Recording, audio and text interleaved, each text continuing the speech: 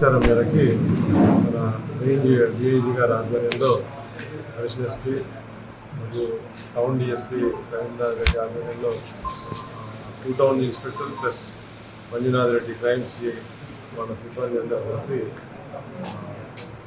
Town అవుట్స్కట్స్లో రాబడిన సమాచారం మేరకు ఆవుల కిరణ్ కుమార్ తర్వాత విగ్రహాల రాణి ఇద్దరు కూడా వైఫ్ అండ్ హస్బెండ్ వీళ్ళిద్దరిని కూడా అనుమానం మీద వాహనాలు తనిఖీ చేస్తూ పట్టుకోవడం జరిగింది.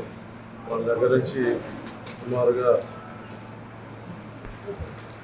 527 గ్రాముల బంగారం, 300 గ్రాముల వెండి రికవరీ చేయడం జరిగింది. అది కాకుండా 2 కార్లు కూడా మారుతి జెన్ ఒకటి, తర్వాత హుందాయి గెట్ కార్ ఒకటి రికవరీ చేయడం జరిగింది. 2 కార్లు కూడా దొంగతనాల్లో సంపాదించిన సొమ్ముతో పాటు కూడి మళ్ళీ దొంగతనాలు చేయడానికి కార్లు వాడుతూ ఉంటారు.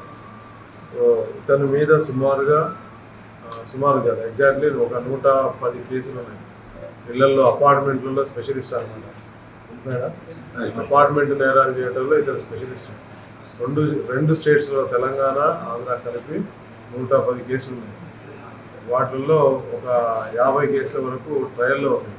మిగతా అన్నీ కూడా సరిగా సాక్ష్యాలు చెప్పకపోవడం మూలంగా కొట్టివేయడం జరిగింది. సో ఆరితేరిన నేరగాడు.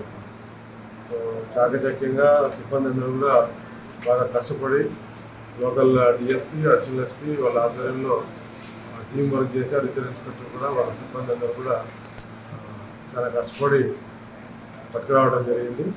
సో ఈ పట్టుకున్న దాంట్లో ఇప్పుడు దొరికిన దాంట్లో సుమారుగా 7 అఫెన్స్లు ఉన్నాయి.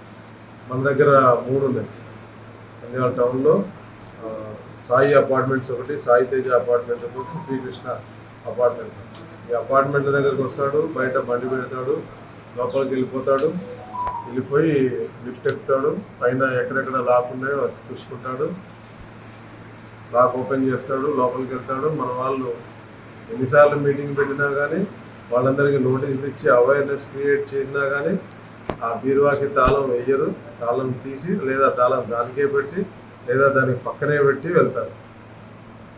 ఇలాంటి నెగ్లిజెన్స్ వల్ల ఇలాంటి వాళ్ళు అదుపులో లేకుండా నేరాలు చేస్తున్నారు. వాచ్మెన్ గురించి కూడా అలర్ట్ చేయడం జరిగింది. మీటింగ్స్ అన్నీ కూడా పెట్టడం జరిగింది. ఛాన్సార్లు నోటీసులు కూడా ఇవ్వడం జరిగింది. ఆడ వాచ్మెన్ ఉంటాడు, బట్టలు ఇస్త్రీ చేసుకుంటూ ఉంటాడు.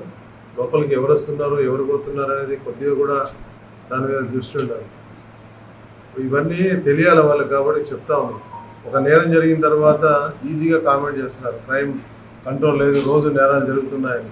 కానీ దాని వెనకాల ఎంత బ్యాక్గ్రౌండ్ చేసి వాళ్ళకి మైన్యూట్గా చెప్పినా కానీ ఆ అపార్ట్మెంట్ వాళ్ళకి, ఆ కాలనీ వాసులకి ఒక మినిమం ప్రికాషన్స్ అనేది ఉండాలి.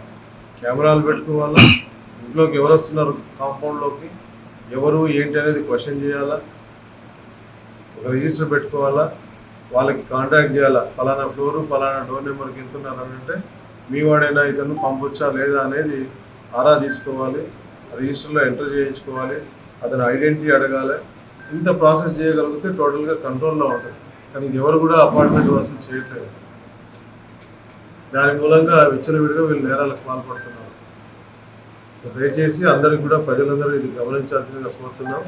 సహకరించి ఈ ప్రివెంటివ్ మెజర్స్ అన్ని తీసుకుంటే నేరాలు తగ్గించవచ్చు. మన దగ్గర 3 కేసులతో పాటు గుంటూరు అర్బన్లో 1 కేసు, తర్వాత వైజాగ్లో 2 కేసులు, కాకినాడ 1 కేసు, 7 కేసులు మా దగ్గర రివీల్ చేయడం జరిగింది. ఫర్దర్ కూడా కస్టడీకి తీసుకొని ఇంకా ఇంట్రాగేట్ చేయడం జరుగుతుంది.